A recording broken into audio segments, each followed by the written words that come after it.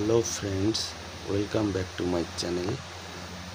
আজ আমি আপনাদের এমন একটি জায়গায় নিয়ে যাব, সত্যি আপনারা অবাক হয়ে যাবেন।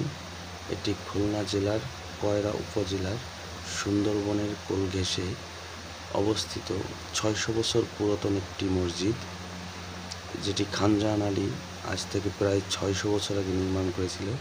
এখন আমরা পাইকগাছা উপজেলায় শিববাড়ি ব্রিজের উপর আছি। ব্রিজ থেকে পার হয়ে সোজা রাস্তায় চলে যেতে হবে।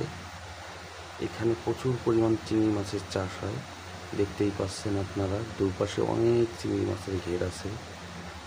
এখানে শুধু টাইগার চিংড়ি চাষ হয়, ভেনাম চিংড়ি চাষ হয়। এখানে পাশে দেখা যাচ্ছে কৃষি কলেজ, এখানে একটি কৃষি কলেজ হচ্ছে নতুন, এখনও চালু হয়নি, কাজ চলছে। সেখান থেকে আমরা যাচ্ছি, কিন্তু এখানে সামনে একটি পার্কও আছে, ইব্রাহিম গার্ডেন অ্যান্ড পার্ক। এটিও অনেক সুন্দর। এখানে শীতকালে প্রচুর অতিথি পাখি আসে। আমি কয়েকবার আসছি, কিন্তু আজ এই জন্য আমি আর দাঁড়াবো না, এখানে সোজা চলে যাব এই জায়গা থেকে।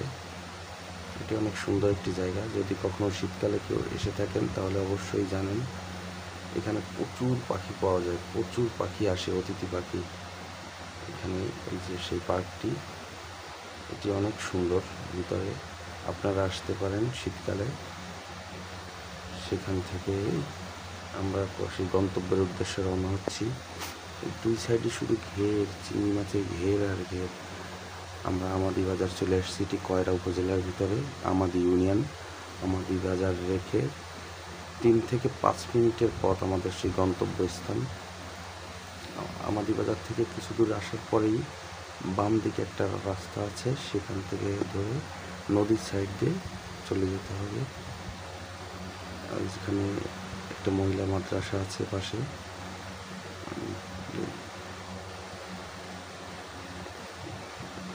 আমরা বন্ধুরা সেই আমাদের গন্তব্য স্থানে পৌঁছে গেছি। এটা হচ্ছে আমাদের সেই বিখ্যাত মসজিদপুর মসজিদ, যেটি খান জাহান আলী আজ থেকে প্রায় 600 বছর আগে নির্মাণ করেছেন। এটি সুন্দরবনের পাশেই। এখানে অনেক ফুল গাছ আছে, দেখেন কি সুন্দর কৃষ্ণচূড়া ফুল ফুটে আছে। এই সেই মসজিদটি, যেটি দেখার উদ্দেশ্যে আমরা আসছি খুলনা থেকে। পাশে দেখেন কপোতাক্ষ নদী এবং সুন্দরবন, অনেক সুন্দর লাগছে দেখতে। আমরা আপনাদের মসজিদটি ঘুরিয়ে দেখাবো।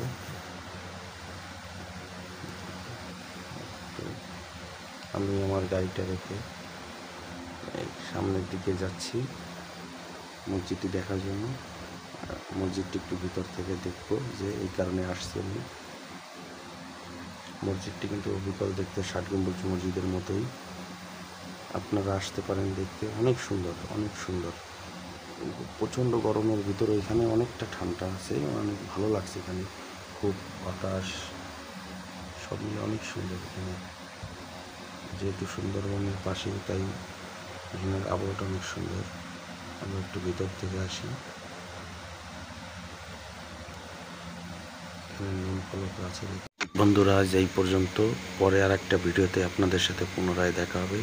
সেই পর্যন্ত ভালো থাকবেন, সুস্থ থাকবেন সবাই।